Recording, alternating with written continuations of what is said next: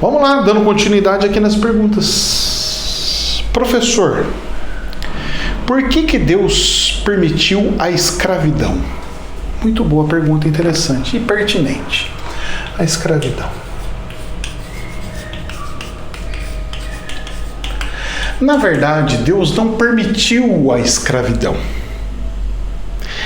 Ele permitiu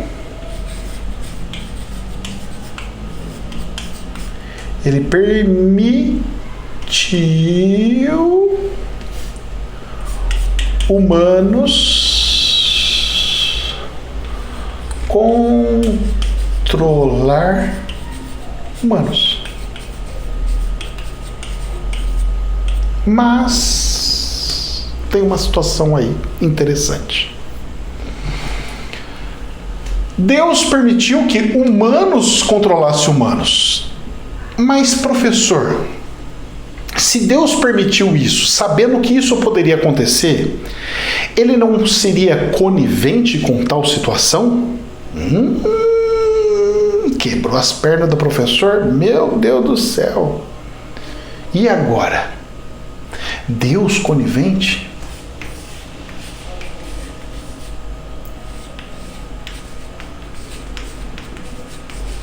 Ixi. E agora, meu Jesus? E agora, José? Vamos lá. Primeira situação que nós temos que entender.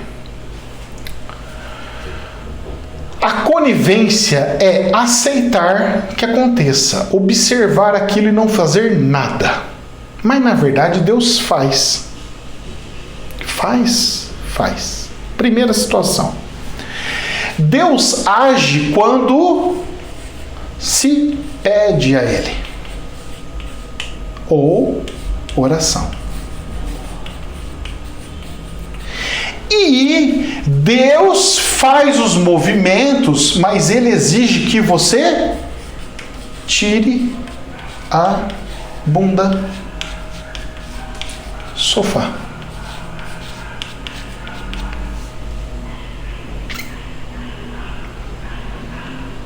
Professor, como que seria isso daí? Não estou entendendo. Vamos dar um exemplo seguinte. Eu tenho uma questão de escravatura. E sabemos que muitos que judiavam dos negros, por exemplo, eram próprios negros com patente elevada, que cumpria ordens do senhor chefe feudal.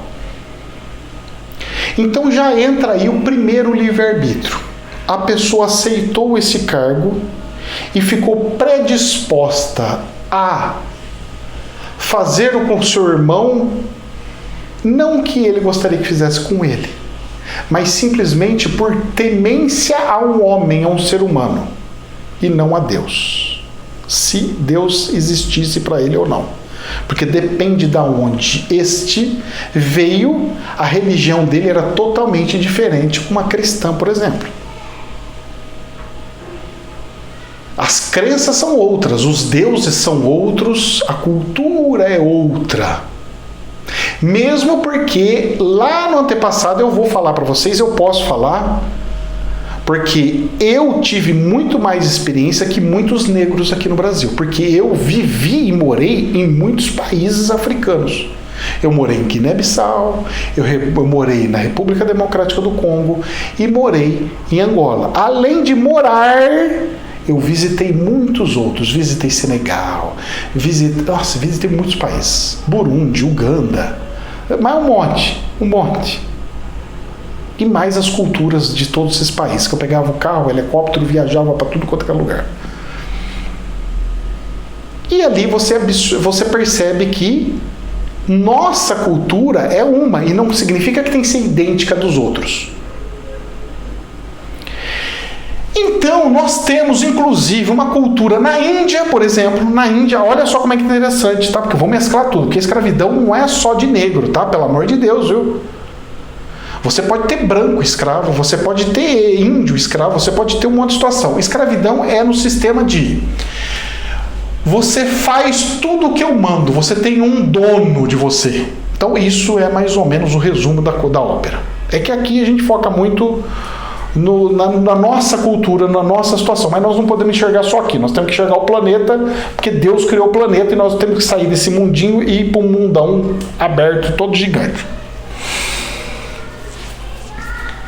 Essas pessoas, elas pediam e faziam oração não para Deus, mas para quem ela acreditava ser Deus. Começa por aí, primeira situação.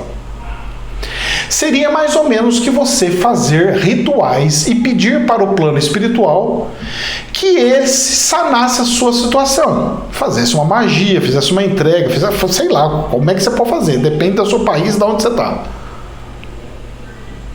Na Índia, por exemplo, eles falam, você é Brahma, você não é. Ou seja, você é da linhagem real, não, você não é. Então, se você não é, você está fadado para ser pobre, escravo pro resto da vida, trabalhar para os outros. Agora, se você for da linhagem Brahma, nossa, você tem tudo. Você tem que ser contratado pelas melhores empresas, os melhores empregos. É mais ou menos assim, não é bem assim hoje. Porque tudo está mudando muito no planeta. Mas até uns dias atrás era. E ainda tem algumas regiões muito disso. A região indiana. E hoje nós estamos numa escravidão moderna. Quando você trabalha só para comer, não deixa de ser, cara. E nós temos 80% da população nesse estado. Ela não consegue sobrar dinheiro para fazer coisas. Ela é para pagar conta. Pagar conta, situação de trabalhar para alguém. Por quê? Para quê? Para viver. Quando você trabalha para viver, é isso aqui. Independente da cor, como é que é, deixa de ser. Porque tem que quebrar esses paradigmas aí. É uma condição. Isso aqui é uma condição. Certo? E a pergunta é: e Deus é conivente com isso? Primeira situação que nós temos que ver é: você pediu para Deus, você fazia orações? Ou a sua religião falava que era só fazer um trabalho que resolvia? Você comprar uma salvação, você paga uma salvação para o Espírito. Pois é. Mas o nível evolutivo, espiritual, dizia que aquela cultura dizia que era para fazer tal coisa. Como outra religião fala que você tem que fazer outra, e cada uma fala uma coisa. É uma situação para a gente analisar. Eu não sou dono da verdade absoluta, sou do prisma. Só que também tem um outro porém. Ele pega e faz o seguinte, ele vai e pediu para Deus. Só que é o seguinte, Deus não vai mandar um anjo alado e falar assim, eu sou o anjo, eu vim aqui para quebrar as correntes. Plim, quebra as correntes dos escravos, os escravos podem sair voando. Não faz isso. Só que ele dá oportunidades, ele abre portinhas. Então, um belo dia, ele vai pegar e fazer com que o cara se distraia e você possa pegar e fugir. Você vai fazer isso? Mas e minha irmã? Mas e minha mãe? Mas e meu filho? E mais isso aqui, ele vai querer pegar eles lá e fazer tudo contra eles lá. Opa! Então você está condicionando a sua situação por causa de outros irmãos, outros espíritos? Eu só quero ir para o céu se todo mundo for para o céu. Não. As pessoas não estão entendendo. As pessoas não entendem isso. Cada um tem que fazer seu movimento. Tem que tirar a bunda do sofá, como eu sempre costumo falar. Eu estou falando isso aqui espiritualmente, hein, gente? Pelo amor de Deus, hein? Não é coisa física de coisa, não, hein? Isso aqui é um estudo espiritual e não é social, de sociedade, hein? Não misture alhos com bugalhos, hein? Eu não estou fazendo aqui eu sendo um defensor do coisa. Não. Cada um tem a sua versão a coisa. Eu estou dando um prisma de um monte que pode existir. Pelo amor de Deus, hein? Porque o povo gosta de pegar um negócio e transformar no jacaré aqui. Não é isso aí não, hein? Pelo amor de Deus, hein? Vamos respeitar os estudos religiosos, que é uma das versões. Existe um monte. Inclusive, a nossa escravidão nos trouxe religiões incríveis, que eu mais gosto, que é a Umbanda. Mas vamos lá. Então, o que acontece? Não é que Deus é conivente. Primeiro, você tem que pedir coisas para Ele. Segundo, você tem que executar o que você pediu. Eu não quero mais trabalhar aqui. Então, você pede as contas. Isso acontece não é só com a escravidão antiga, é com a escravidão de hoje. Ai, Deus, eu não sei mais o que eu faço, eu tô aqui, eu não gosto mais desse serviço, eu não quero mais esse serviço, não sei o quê. Eu pego e falo uma coisa pra você. Mas ele te amarrou pra você não pedir as contas? Não, mas se eu pedir as contas, tem consequência. Então você está com medo da consequência. Só que tem um detalhe que na Bíblia pega e fala, que fala o seguinte: os justos viverão pela fé.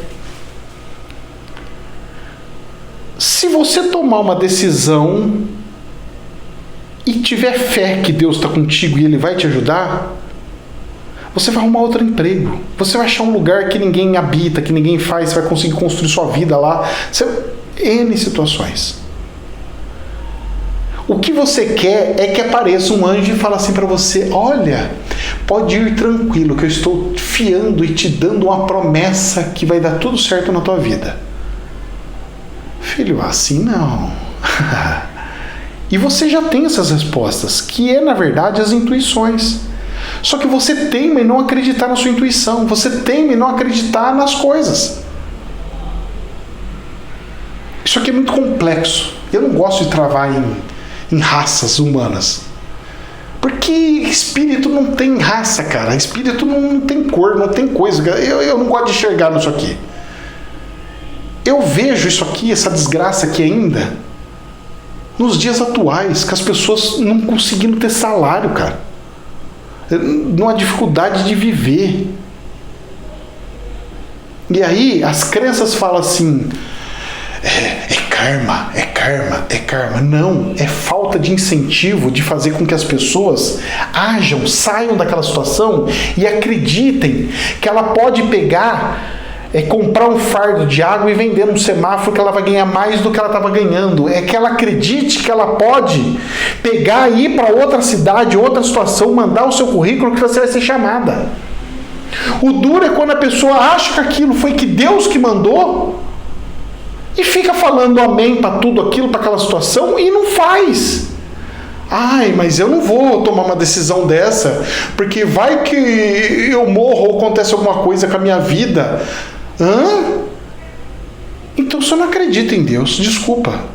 Porque se você acredita em Deus, você não pode ter medo do desencarne nunca.